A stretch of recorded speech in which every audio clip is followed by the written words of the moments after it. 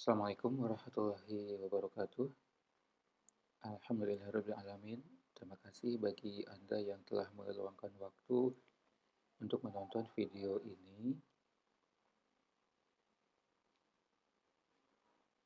Di video ini kami akan menyampaikan tentang review dokumen akreditasi klinik yang telah kami susun, mulai dari regulasi, dokumentasi, kemudian tips menghadapi observasi, wawancara, dan juga simulasi. Oke, jadi dokumen akreditasi klinik ini terdiri dari 3 bab ya. Ada TKK, PMKP, dan PKP. Nah, TKK di sini ada dibagi menjadi 4 standar. Standar pertama ini ada 3 EP. EP pertama itu dari regulasi. Yang pertama yakni tentang visi misi dan juga tujuan klinik.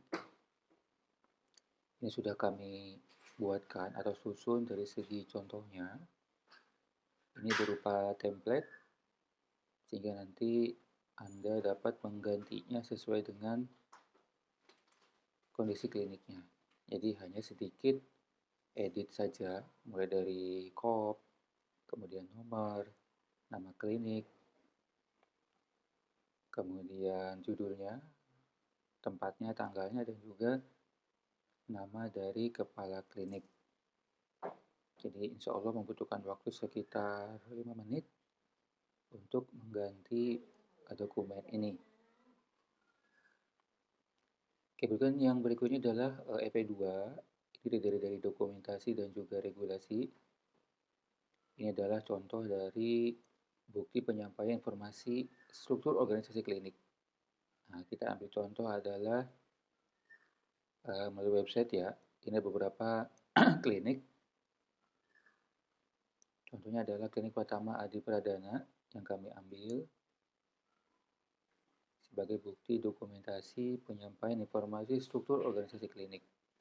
Nah, selain ini nanti bisa juga berupa bagan yang ditempel di dinding klinik, di ruang tunggu, ataupun di ruang lainnya sehingga orang lain mengetahui tentang struktur organisasi klinik.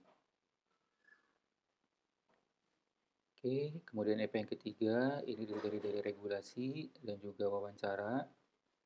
Nah, di wawancara ini kami sudah menyiapkan tipsnya, tips menghadapi wawancara yang akan diajukan oleh surveyor. Nah, ini contoh, sasarannya adalah pegawai klinik ya, mulai dari pimpinan sampai staf. Topik yang akan dibahas yakni tentang pemahaman petugas tentang uraian tugasnya, wewenang dan tanggung jawabnya. Tipsnya gimana nih? Berarti yang pertama perlu diberitahu terlebih dahulu secara konkret lembar uraian tugas, wewenang dan juga tanggung jawab petugas sehingga mereka dapat membacanya. Yang kedua, minta mereka untuk menghafal atau mengingat-ingat serta memahami secara pasti dan benar tentang uraian tugas, wewenang, dan tanggung jawab mandiri. Yang ketiga, ini berupa latihan ya.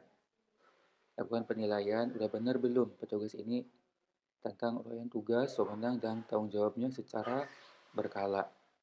Bisa tiap minggu, tiap 2 minggu, atau tiap bulan. Intinya petugas ini mampu untuk memberitahu kembali kepada kita tentang uraian tugas, wewenang, dan tanggung jawabnya. Oke, berikutnya tentang 1.2, ini ada 3 EP, dari regulasi dan wawancara, EP2 dokumentasi, EP3 dokumentasi dan wawancara. Nah, semuanya ini sudah kami siapkan dari RDOWS-nya, yang nanti akan mempermudah pimpinan klinik dan juga pegawai-pegawai klinik dalam mempersiapkan dokumen akreditasi kliniknya. Jadi dari 104 EP ini sudah kami siapkan sehingga nanti rekan-rekan pegawai klinik akan sangat mudah untuk menyusun dokumen akreditasi kliniknya. Jadi tidak perlu berlama-lama, tidak perlu berbulan-bulan. Insya Allah dalam waktu 1 bulan atau mungkin lebih sedikit, ini sudah selesai ataupun sudah rampung untuk disusun atau dibuat, sehingga nanti dapat mempersiapkan aspek yang lain seperti dokumentasi, kemudian tips menghadapi observasi ataupun wawancara serta simulasi.